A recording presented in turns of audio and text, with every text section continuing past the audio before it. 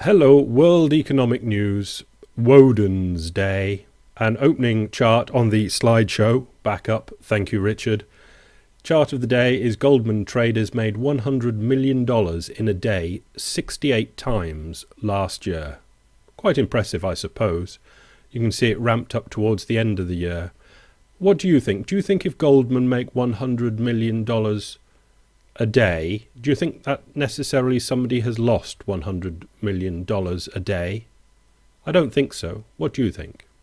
Next. St. Louis Fed. This is the life of Pi. Personal income, United States citizens. Just before 1960 to right now, you can see it is just on the up and up and up. And up. That last little recession was a mere speed bump on the road to riches and glory.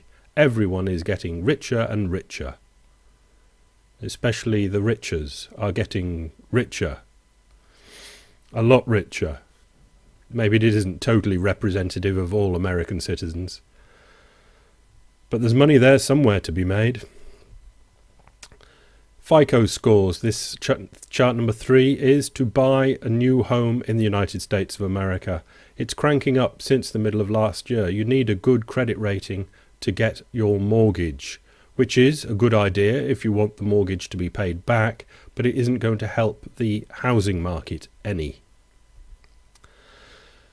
FT.com, Alphaville and the Irish problem and moving money around. It's comical. I don't understand it. It's comical. Maybe it isn't comical if you understand it and it's deadly serious. I don't know.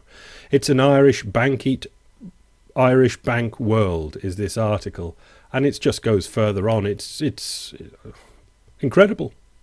Incredible. Overnight borrowings from the ECB jumped again on Monday. This time to €17.115 billion. And this time the dynamic in the Irish banking that has driven this newest spike is fairly clear, because it's the Irish and the Greeks and Portuguese that are doing this borrowing. But the Irish are doing more than their fair share. Newest is very clear, if no more sustainable in the long term.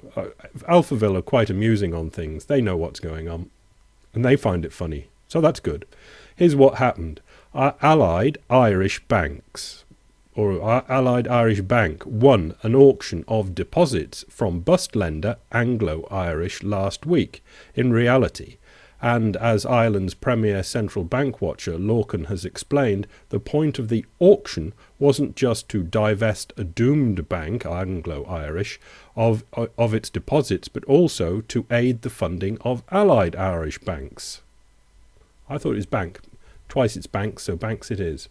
Allied Irish also won €12.2 billion of NAMA bonds. That's the bad bank bonds.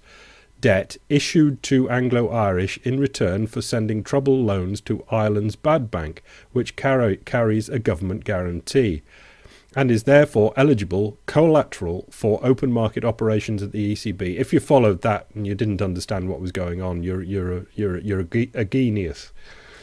Swiftly eligible in this case. In the case of what Allied Irish has just done with the $12.2 billion is throw in $3 billion of old Irish nationwide NAMA bonds sold to Irish Life and Permanent, and you get Monday's borrowing figure. It's just get what you can together and wang it into the central bank, the European Central Bank. And they have different rules and regulations that these come under. And if you're under emergency regulations, you can get cheaper interest rates. And they say that they don't want to do that in the European Central Bank anymore, and they want people to go back to the old system. But they know that will break Ireland. And the whole thing is now they've got a new government. The new government says it's going to come in and give bondholders a haircut. And if they'll have to chat with people of the European Central Bank and say, we're thinking actually of giving the bondholders a bit of a haircut there. And the ECB will give it, no, I don't think that is a very good idea. And they go, well, we're going to do it anyway. Please do not do that. We're going to do it. And they do it, and all the people that have been lending any sort of capital to the Irish banking system all straight out of the window, and they go, Mr. European Central Bank man, we could do with a bit of money. I told you not to do it. I'm sorry about that, but how about some money? And do you want a sovereign debt crisis, or are you going to give us the fucking money? Oh, merde. It's blackmail on both counts, because everyone's in a bad position. Everyone can blackmail everybody else. It is crazy. Eh? Anyway, pragmatic capitalism, this is the main drive of this World Economic News. The deflationary shock, just to remind everybody that it isn't inflation all the way. David Rosenberg makes some interesting comments in his morning note regarding the price action in US Treasuries. He cites the rally, that's in prices going up, rates going down, as a sign that the world is concerned about the deflationary shock from rising oil prices. Stick with it, kids.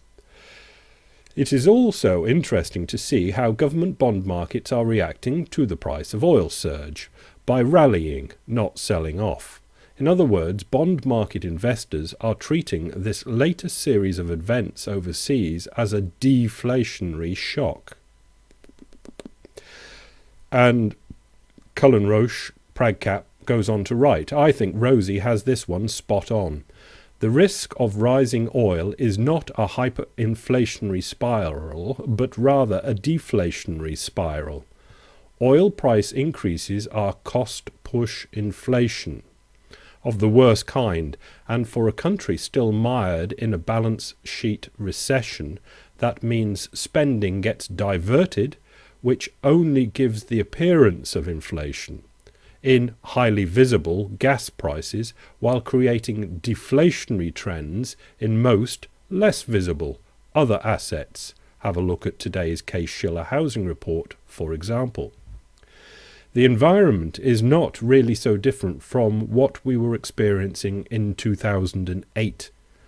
What we have in the United States of America is an underlying balance sheet recession, being papered over by government deficit spending and very easy monetary policy. The math behind our economic plight is quite simple. Since we are running a minus 3% current account deficit, the government must spend to the tune of plus 3% of GDP if the private sector desires to save.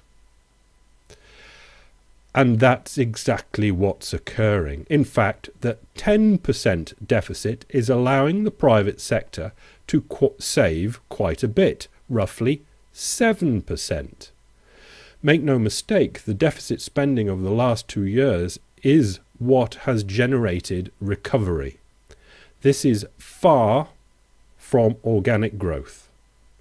But as we learned in Japan and during the Great Depression, the alternative is to risk something worse. Unfortunately, our implementation of the recovery plan has been mangled at several steps along the way, so it is primarily Wall Street that has benefited while Main Street continues to suffer.